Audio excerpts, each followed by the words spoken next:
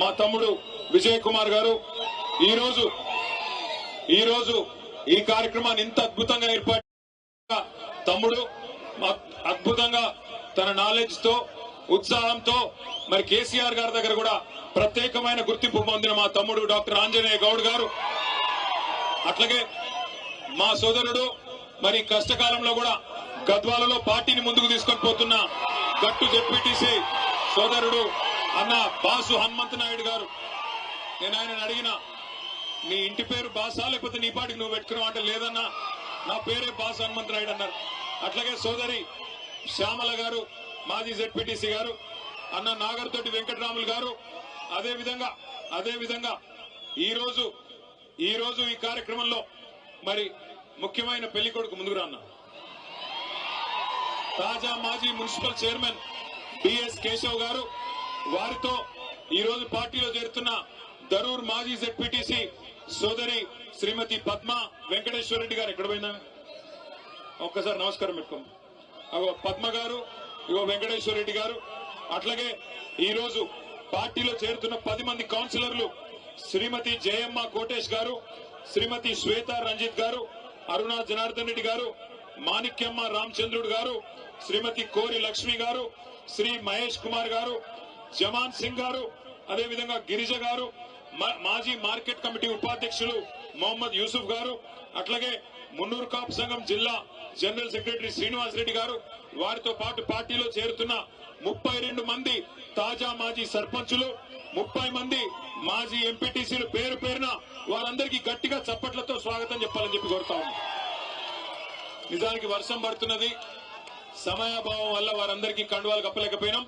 వారందరూ కూడా పార్టీలో చేరినట్టుగానే భావించి దయచేసి మమ్మల్ని మన్నించాలని చెప్పి కూడా కోరుతా ఉన్నా.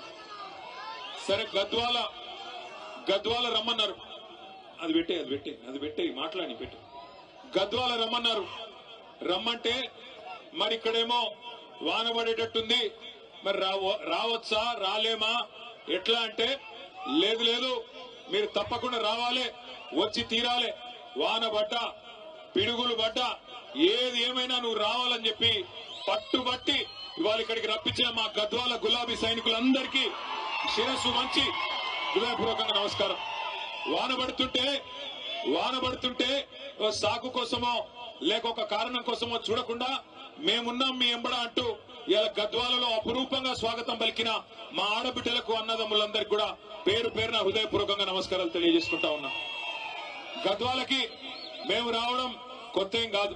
మిమ్మల్ని అందరినీ నేను కోరేది ఒకటే, ఇవాళ పెద్దలు కేసీఆర్ గారి నాయకత్వంలో తెలంగాణ రాష్ట్ర సాధనలో కూడా గద్వాలు ఆనాడు పోరాటంలో కూడా ముందున్నది, తెలంగాణ ఉద్యమంలో కూడా ఆనాడు ముందున్నది. ఇదే తేరు మైదానంలో ఆ రోజు నాగర్తోటి వెంకటరాములు గారి నాయకత్వంలో 2007-8 అనుకుంటాను ఇక్కడే సభ పెట్టుకున్నాం. ఉద్యమ స్ఫూర్తితో ఆ రోజు కూడా ముందుకు పోయినాం. కానీ 2014లో రాష్ట్రం వచ్చిన తర్వాత మొదటిసారి ఎన్నికలు జరిగినప్పుడు గద్వాలలో మనం గెలవలేదు. అయినా కేసీఆర్ గారు ఎక్కడా కూడా ఒక్క సెకండ్ కూడా ఆలోచించకుండా గద్వాల గాని, అలంపూర్ గాని, ఆదిలాబాద్ గాని, కోదాడ గాని, ఏ భద్రాచలం గాని, ఏ మారుమూల ప్రాంతమైనా తెలంగాణలో అక్కడ ఉండేది మన అన్నలు, మన తమ్ముళ్ళు, మన ఆడబిడ్డలు, అందరికీ న్యాయం చేయాలన్న ఉద్దేశంతో మరి మొదటి రోజు నుంచి, తెలంగాణ వచ్చిన మొదటి రోజు నుంచి అద్భుతమైన సంక్షేమ కార్యక్రమాలు, అద్భుతమైన అభివృద్ధి కార్యక్రమాలను మీకు అందుబాటులోకి తెచ్చినారు. జీవితంలో ఎన్నడన్నా మీరు అనుకున్నారో లేదో నాకు తెలియదు, కానీ ఇవాళ గద్వాల జిల్లా కేంద్రం అయింది అంటే, జోగులాంబ గద్వాలగా జోగులాంబ తల్లి ఆశీస్సులతో జిల్లా కేంద్రంగా మారింది అంటే ఆ ఘనత ఎవరిది? జిల్లాను చేసింది ఎవరు? వినబడతలేదు. జిల్లా చేసింది ఎవరు? వినబడటం లేదు. కేసీఆర్ గారేనా? పక్కానా? ఒకనాడు మారుమూల ప్రాంతంగా ఒక జూనియర్ కాలేజ్ కావాలంటే ధర్నాలు చేసే పరిస్థితి, ఒక డిగ్రీ కాలేజ్ కావాలంటే ధర్నాలు చేసే దుస్థితి మా తమ్ముళ్ళు, మా విద్యార్థి సోదరులందరికీ తెలుసు. మారుమూల ప్రాంతంగా, విసిరేసినట్టుండే ప్రాంతంగా దిక్కులేక రాయచూరు పోయి చదువుకునే పరిస్థితి. కానీ ఈ రోజు గద్వాలను జిల్లా కేంద్రం చేయడమే కాకుండా ఇక్కడ బ్రహ్మాండమైన మెడికల్ కాలేజీ, నర్సింగ్ కాలేజీ ఇచ్చింది